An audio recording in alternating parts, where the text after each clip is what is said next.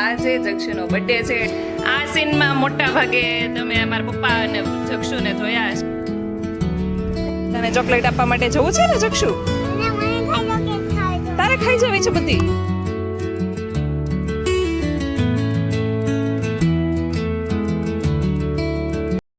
Hello friends, very good morning, જય Shri Krishna and જય Swaminarayan. Welcome back to my channel. આજે જક્ષુનો birthday છે એટલે અમે લોકો હમણાં થોડી વારમાં સવારનું કામકાજ બધું પતાવીને પછી મંદિરે જવાના છીએ.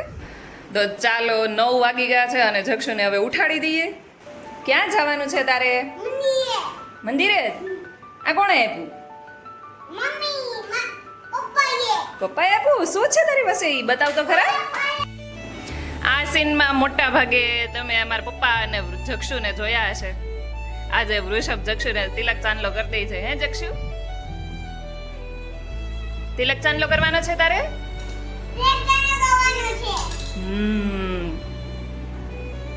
ચાલો તો તૈયાર થઈ જાઓ મંદિરે જવા માટે.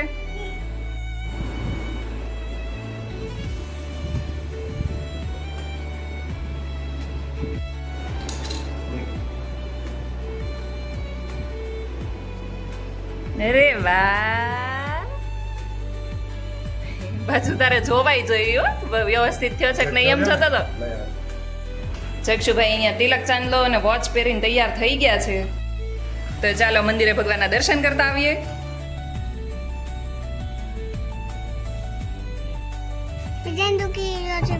ક્યાં? કોનો બર્થડે છે જક્ષુ? તારો બર્થડે છે? Happy birthday.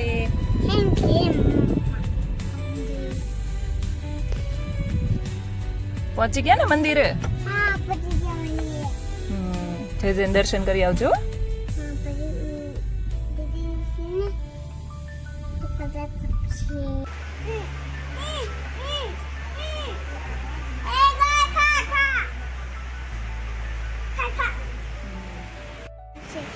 ગાયને મમ્મ ખવડાવ્યું ને, હવે પીજન ને ખવડાવવા જવાનું છે. આજે અમારા લાડકવાયા દીકરા જક્ષુનો જન્મદિવસ છે. આથી દિવસની શરૂઆતમાં સૌથી પહેલા અમે ભગવાનના ચરણોમાં આશીર્વાદ લેવા માટે મંદિરે આવ્યા છીએ. મંદિરમાં આવતાની સાથે જ કોકે જક્ષુને પ્રસાદીની ચોકલેટ આપી દીધી છે. અમે બંને ભગવાનનો દિલથી આભાર માનીએ છીએ કે અમારા જીવનમાં આટલી સુંદર અને અમૂલ્ય ભેટ ભગવાને અમને આપી છે અમારા દીકરા રૂપે. મારા દીકરાનું જીવન હંમેશા સુખી, સ્વસ્થ, સંસ્કાર અને સફળતાથી ભરેલું રહે એવી જ ભગવાનને પ્રાર્થના કરીએ છીએ. 3 વર્ષ પહેલાં જ્યારે જક્ષુનો જન્મ થયો હતો એ દિવસ મને આજે પણ યાદ છે, જ્યારે નર્સોએ મને કહ્યું હતું કે તમારો દીકરો સેમ તમારા જેવો જ દેખાય છે, અને હું બહુ ખુશ થઈ ગઈ હતી. જો તમે પણ એક માં હોય અને તમે પણ આ સિચ્યુએશનમાંથી પસાર થયા હોય તો તમે પણ સેમ ફીલ કરતા હશો. મને જ્યારે હોસ્પિટલમાં હતા ત્યારે આખી રાત ઊંઘ નહોતી આવી અને હું થોડી વારે જક્ષુ બાજુ જોયા કરતી હતી. અને આખો દિવસ મારા મમ્મીએ અને વૃષભ હોસ્પિટલમાં હતા અને મારી બેન અને મારા પપ્પા એ ઘરે બધી પ્રિપેરેશન કરી હતી અને જક્ષુનું બહુ જ સરસ એવું સ્વાગત કર્યું હતું. ખરેખર સમય ક્યાં વીતી જાય છે ને એનો ખ્યાલ જ નથી આવતો. જેને ગઈકાલે તેડવામાં પણ ડર લાગતો હતો, એટલો નાનકડો અમથો હતો, એ આજે દોડાદોડી કરવા લાગ્યો છે. તો ચાલો હવે કબૂતરને ચણ નાખી દઈએ. અહીંયા મમ્મા પાસેથી લઈ તો જા, મમ્મ ખવડાવવાનું. હા, દૂરથી નાખજે હો, નજીક જઈશ ને તો કબૂતર ઉડી જાય. લઈ લે, બસ નાખો, નાખ.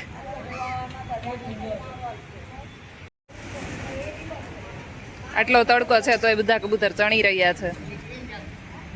એની બાજુમાં જ ગૌશાળા છે, તો ગૌશાળામાં જે કંઈ પણ ગાયને ખવડાવવું હોય એ તમે ખવડાવી શકો છો. અને અહીંયા નીચે જ છે ને બધા લોકો ઘાસ ને એવું બધું ચારો લઈને બેઠા હોય છે, ત્યાંથી થોડું લઈને ખવડાવવાનું. આ બાજુ જા, ગાડી પર જતો રહે.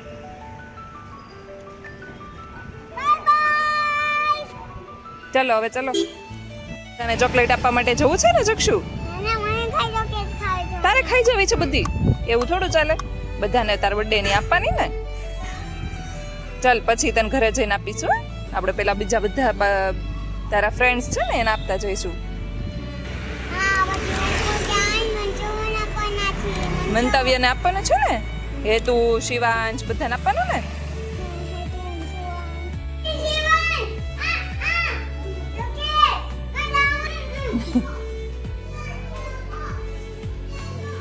હેન્ડશેક કરો. હેપી બર્થડે બેટા. Thank you. Many happy returns of the day.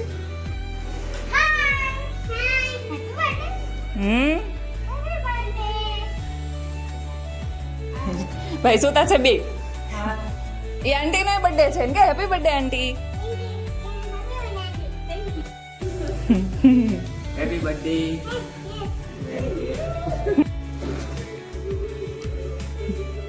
બપોરે ઘરે આવતામાં લેટ થઈ ગયું હતું એટલે અમે લોકો પાઉંભાજી મંગાવી લીધી છે અને જોડે મંગાવી લીધો છે પુલાવ.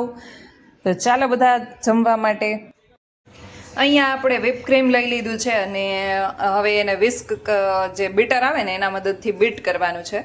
કેકનો સ્પંજ બનીને તો રેડી જ છે અને અત્યારે આપણે જે બીટર છે ને એના મદદથી જે આ whip ક્રીમ આવે છે એને બીટ કરીશું ને તો એની ક્વોન્ટિટી ફૂલીને વધી જશે. અને જે ક્રીમ આવે છે એ આ ટ્રોકોલાઇટનું ક્રીમ આવે ને બહુ મસ્ત આવે છે. એનાથી ગળું પણ પકડાતું નથી અને ખાવામાં પણ ગમે એટલી કેક ખાઈએ તો વાંધો ના આવે. બાકી જનરલી એવું થતું હોય કે આપણે બીજી કોઈ કેક ખાઈએ તો થોડો ટાઈમની અંદર ગળું પકડાવાના કેવા ચાન્સીસ રહેતા હોય છે. એટલે હું તો જનરલી આ જ યુઝ કરું છું. અને એક પેક આવે ને એની અંદર આઈ થિંક 4 વાર કેક બની જાય. તો આપણે ચાલો અત્યારે જક્ષુની કેક બનાવવાના છીએ. આપણું whip ક્રીમ બનીને રેડી છે અને હમણાં આપણે કેકને ડેકોર કરીશું અને આજે ફાયર થીમ વાળી કેક બનાવવાના છીએ. તો આટલું બધું વ્હાઈટ whip ક્રીમ તો નહીં જોઈએ. અને આપણે ચોકલેટ ફ્લેવરની કેક બનાવવાના છીએ એટલે વચ્ચેના લેયરની અંદર છે ને આપણે ચોકલેટ મેલ્ટ કરીને એડ કરવાના છીએ. અને થોડી આપણી પાસે ચોકલેટ પણ પડી છે તો ચોકલેટને નાના પીસની અંદર કટ કરીને એડ કરીશું એટલે વધારે ચોકલેટી ફ્લેવર આવે. અને ઉપરનું જે લેયર છે ને એ વ્હાઈટ અને રેડ કરવાના છીએ. એટલે રેડ તો પ્રોપ્સ આપણી પાસે બધા પડ્યા જ છે તો વ્હાઈટ કલરની જ આખી કેક બનાવવાના છીએ. તો ફાઇનલ લુક કેવો છે એ જોવા માટે આગળ વિડીયોમાં બન્યા રહેજો. અહીંયા આપણો કેકનો બેઝ બનીને રેડી છે અને અહીંયા આપણે ચોકલેટ ગનાશ બનાવી લીધું છે. ચોકલેટ ગનાશ આપણું એકદમ ઠંડુ થઈ જાય ને પછી જ આપણે યુઝ કરવાના છીએ. એટલે હજુ 1 કલાક કે એમ કંઈક નોર્મલ ટેમ્પરેચરે આવી જાય પછી આપણે ફ્રીજમાં રાખી દઈશું અને પછી આપણે કેક બનાવવાની શરૂ કરશું. અહીંયા આપણે જે દળેલી ખાંડ હોય એને પાણીની અંદર ઓગાળી લઈશું. આ છે ચોકલેટ ગનાશ, આ છે આઈસિંગ ક્રીમ એટલે whip ક્રીમ અને અહીંયા આપણા 3 ચોકલેટ બેઝ રોટલા રેડી છે કેકના. અને હવે બનાવવાના છીએ. આ આપણે રાઉન્ડ ચોપિંગ બોર્ડ મંગાવ્યું હતું ને એની ઉપર જ બનાવવાના છીએ. તો ચાલો બનાવવાનું શરૂ કરીએ.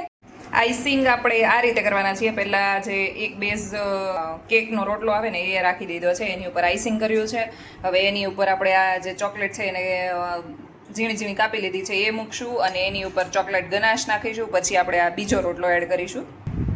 એ જ રીતે રિપીટ પ્રોસેસમાં 3 બેઝ એકની ઉપર એકની ઉપર એક એ રીતે રાખવાના છીએ. અને પછી જે ફાઇનલ લુક હશે એ તમને આગળ બતાવતી જઈશ. આ જતી રહી છે આપણી બહુ બધી ચોકલેટ, એની ઉપર ચોકલેટ ગનાશ. આપણે આનું રફ કોટિંગ કરી નાખ્યું હતું. હવે ફાઇનલ એકવાર ટચઅપ આપવાનો છે અને આટલું ક્રીમ વધ્યું છે એનાથી આપણે ફાઇનલ એકવાર ઉપર કોટિંગ કરવાના છીએ અને એકદમ સ્મૂથ કરી દેવાના છીએ. અને આ પછી ગોઠવવાના છીએ. આ ધોઈ નાખ્યું છે મેં. આ ફાયર ટ્રક ગોઠવવાના છીએ આપણે.